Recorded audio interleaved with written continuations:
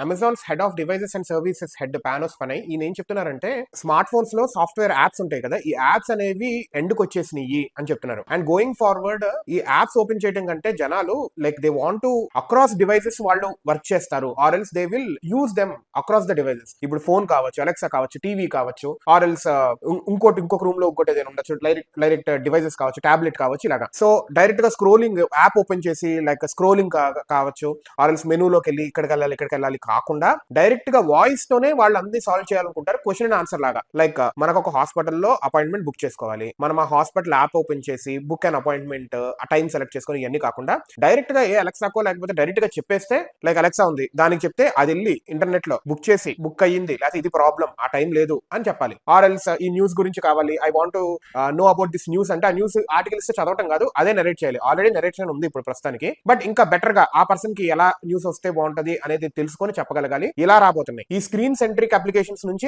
Ambient intelligence అనేది take over చేయబోతుంది long term లో అంటున్నారు. సో మీరు కూడా ఎవరైనా యాప్స్ కావాలి అన్న దానికంటే మీరు యాప్ చేసినా కానీ ఎక్కువ ఇట్లాంటి లైక్ అలెక్సా వీటితో కూడా ఇంటిగ్రేట్ అయ్యేటట్టుగా చేసుకుంటాం బెటర్, సో దట్ ఫ్యూచర్ రెడీగా కూడా ఉంటాయి మీ అప్లికేషన్స్ ఏవైనా కానీ.